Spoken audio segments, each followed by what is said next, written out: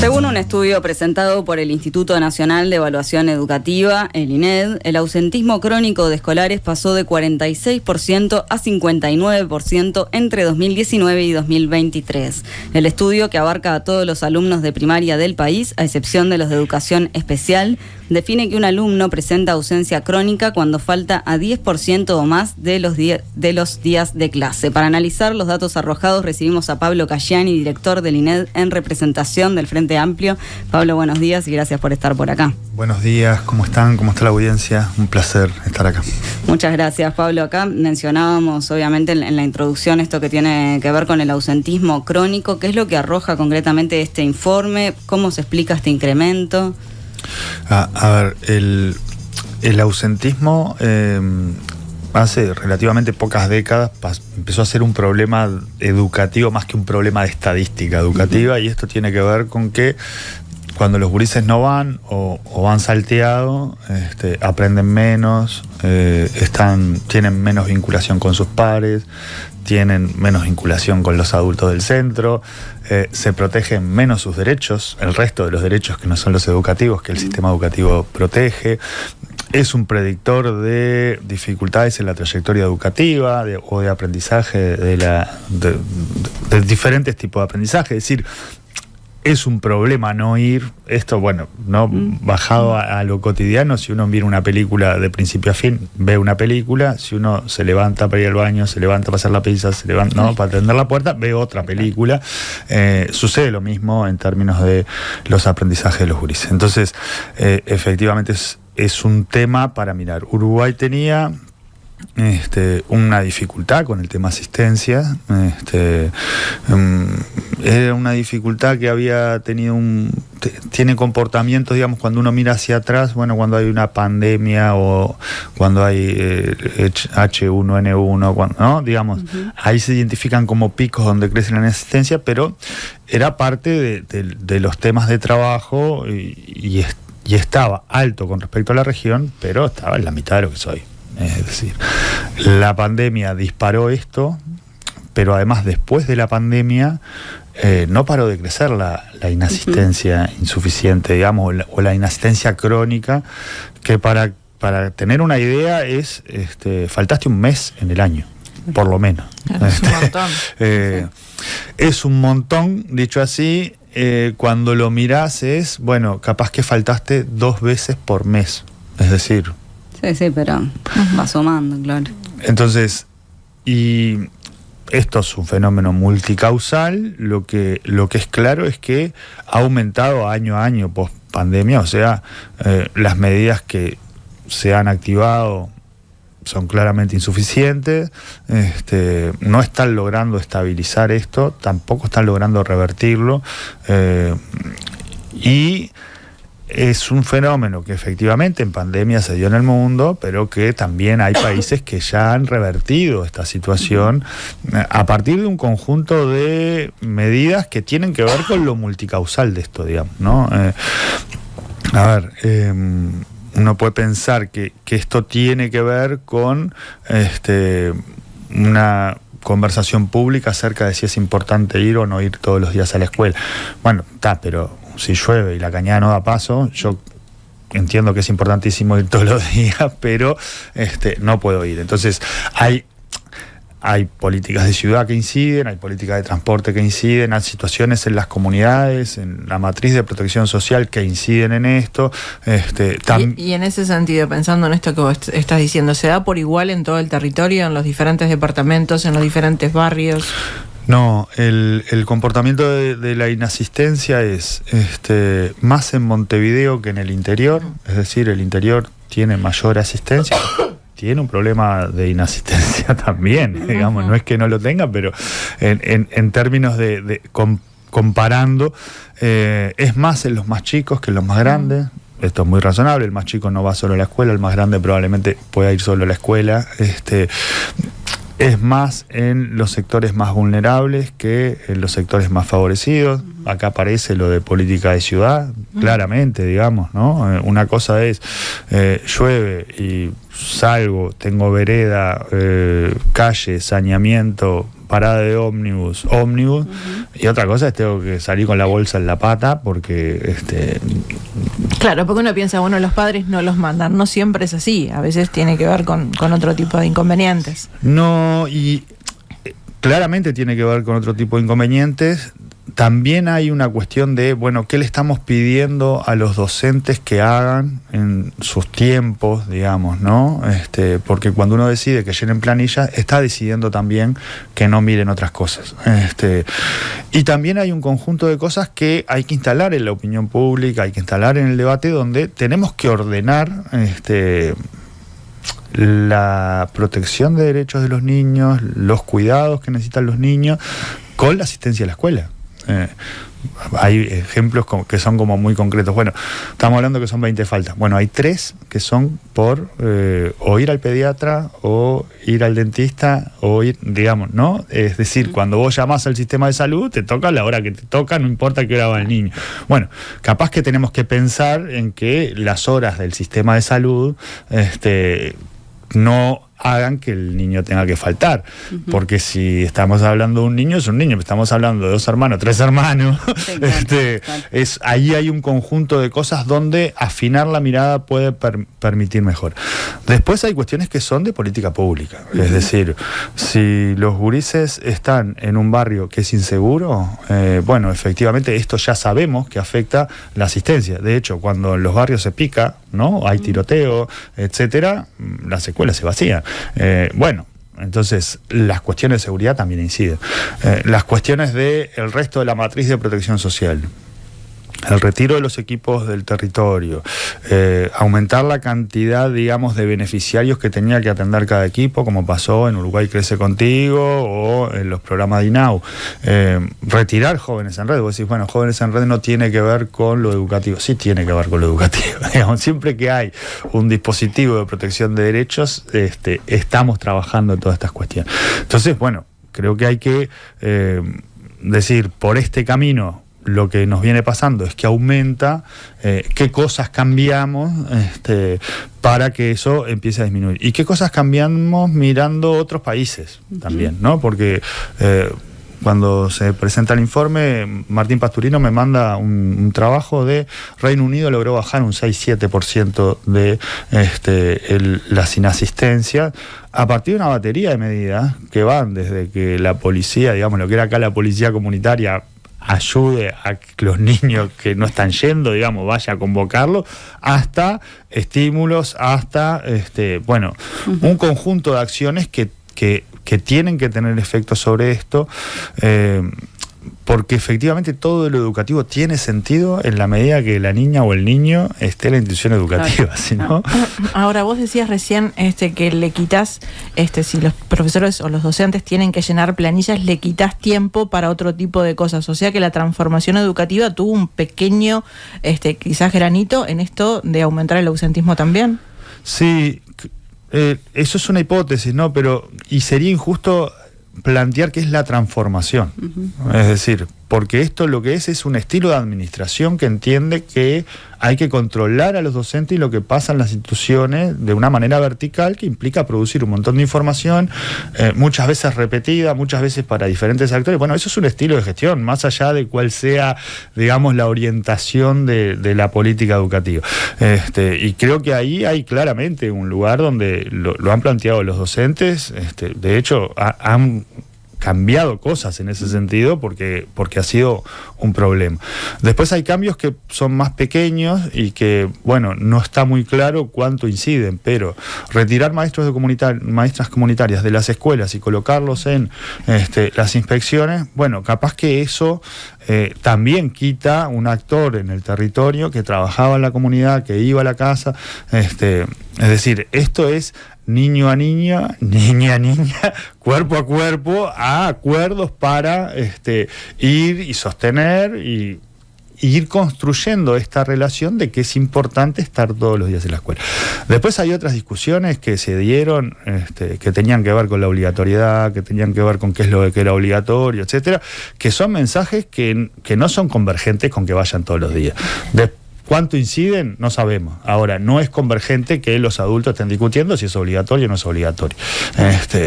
Y bueno, son decisiones, por eso digo, no es una cosa sencilla, sino que es un conjunto de elementos que conspiran contra que los gurises estén en las aulas. Pablo, el INED presentó 2 informes, el del ausentismo de 2019 a 2023, que pone el foco en ese mismo periodo, y después otro que pone el foco en los primeros 5 meses del año 2024, a partir de los datos que releva la Dirección General de Educación Inicial y Primaria. ¿Qué es lo que arroja este segundo estudio, el del 2024?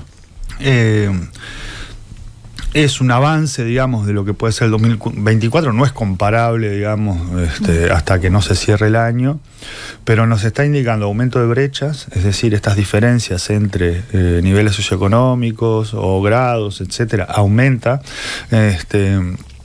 Nos está marcando que las medidas no están siendo lo suficientemente efectivas para revertir esto,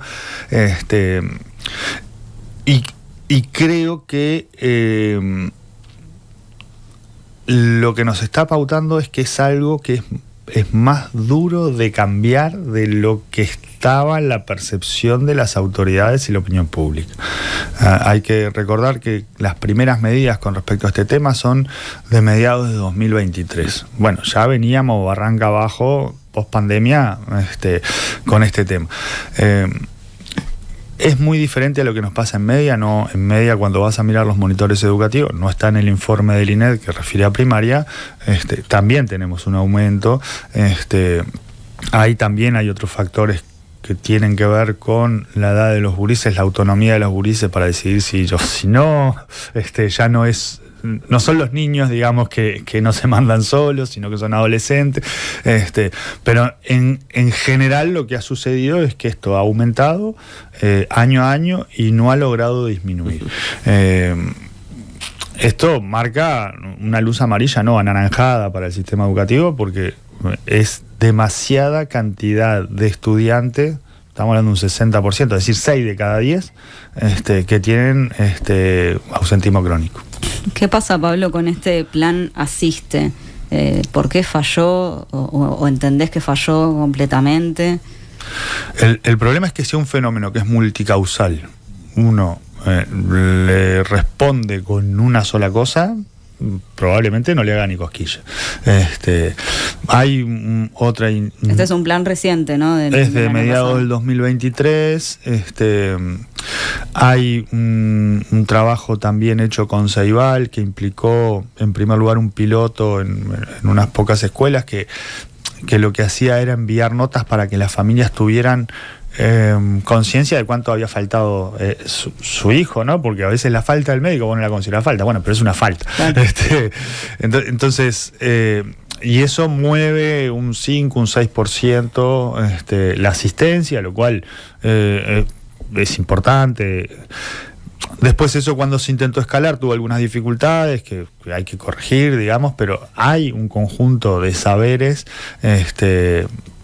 en la administración, más allá de quién sea el gobierno, que tienen impacto sobre estos temas, es decir, que cambian la cantidad de asistencia. Y creo que lo que hay que ordenar son todos los estímulos y los recursos que tenemos para que esto efectivamente pase, y esto es desde lo que era la policía comunitaria, lo que eran los actores del territorio, las maestras comunitarias, las asignaciones familiares, los bonos, ¿no?, que se están planteando para principio de año para compra de materiales para la familia, lo que son las becas en media. Es decir, hay un conjunto de elementos que pueden colaborar en mejorar esto. Y más allá de esto de las ceibalitas, ¿el plan Asiste en qué consistía? Bueno, en poner la atención fundamentalmente en escuelas aprender, en desarrollar acciones a nivel de escuela. Lo que pasa que a veces la escuela queda medio sola, ¿no? Si no hay más nadie en la comunidad, si es una maestra comunitaria y la dirección nomás y el presidente de la Comisión Fomento, bueno, claro, los recursos, digamos, son pocos. Esto es parte, digamos, de lo que hay que reconstruir en materia de protección social en general, pero hay que lograr que los niños vayan todos los días tuvimos campaña de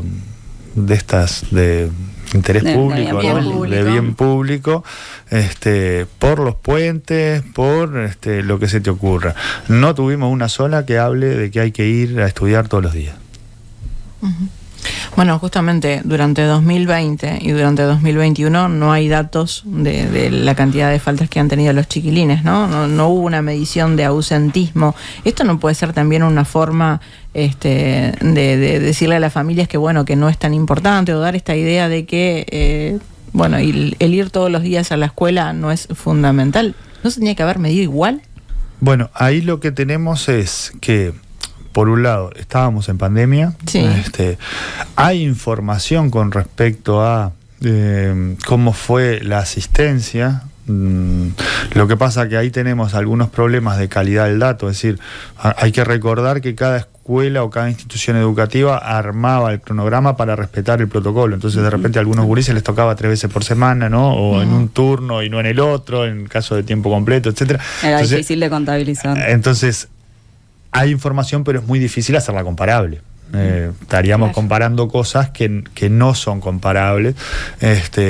Ahora, lo que sabemos del resto del mundo es que en todos los países post pandemia aumentó la inasistencia.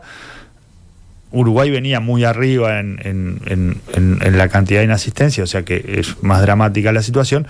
Y algunos países, a partir de determinadas medidas, han logrado mitigar esos efectos o bajarlos. Uruguay los ha aumentado año a año. ¿Y qué medidas se pueden implementar, Pablo, para combatir justamente esta problemática? Ordenar todos los estímulos que existen alrededor de la protección de infancia para que los gurises estén en la escuela, y confiar mucho en las comunidades educativas, en los colectivos docentes, en la familia, en que en la medida que dispongan de información de cómo esto afecta a los gurises van a ir. No hay ninguna familia que quiera hacerle algo mal a su hijo o a su hija, ni ninguna escuela que no quiera cuidar a una familia o un niño. Lo que hay que volver a ubicar es la carreta detrás de los bueyes. ¿Cómo pensar esta relación? Porque está el tema del ausentismo, pero a su vez algo mencionábamos fuera del aire, si sumamos el hecho de desestimular la repetición, esto también que cambió, la conjunción de estas dos cosas, ¿cómo inciden en la educación? Bueno, es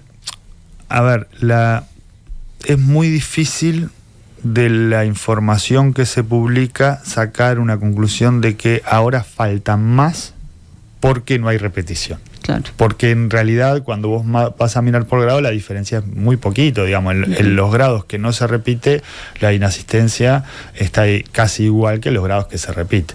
Es decir, si eso fuera un factor, ahí tendría que cambiar. ¿Qué es lo que sucede cuando uno cambia, por ejemplo, el reglamento de pasaje de grado en educación media? Uno dice, bueno, yo estoy cambiando lo del liceo. No solo estás cambiando. En lo educativo nunca estás cambiando, porque estás cambiando la importancia que tiene o no la asistencia en una familia. Claro. Y hay unos que van al liceo, hay otros que van a inicial, hay otros que van a primaria. Es decir, si vos pasás de 20 a 30 faltas o lo que sea, digamos, entonces creo que hay que mirar eso en términos de sistema educativo. Lo otro es, la repetición no es la mejor forma de garantizar aprendizajes y garantizar vinculación. Entonces, digamos, ¿no? Pues si no, una solución puede ser, bueno, entonces ahora repiten todo lo que tiene más 10 falta, y es un disparate. Claro. Creo que Uruguay tiene que seguir avanzando en eso de disminuir la cantidad de gurises que recursan, por los efectos negativos que tiene esto en la trayectoria educativa y en términos de aprendizaje. Debe hacerlo colocando apoyos, porque el recursar es tener más tiempo para aprender, colocando más tiempo para aprender antes de que sea necesario recursar. Bueno, hoy te preguntábamos por cómo afecta, ¿no?, este tema a los gurises en sí, a los estudiantes, ¿no? Y vos ponías el ejemplo de la película. No es lo mismo mirar una película completa que estarte levantando a cada rato para hacer otras cosas y dejar de prestar atención a lo que estás mirando, ¿no? ¿Podemos hablar de un deterioro de la educación pública entonces en estos últimos años? En términos, digamos, de lo que se reporta del sistema educativo, el gobierno, con suerte, en la mayoría de las cosas ha logrado llegar a indicadores de 2019. En la mayoría, hay alguna en la que ha mejorado un poquito, pero en el resto vemos que estamos o igual o peor. Es decir, cómo calificarlo le queda a cada uno, digamos, pero realmente tuvimos un quinquenio que fue problemático para la educación pública.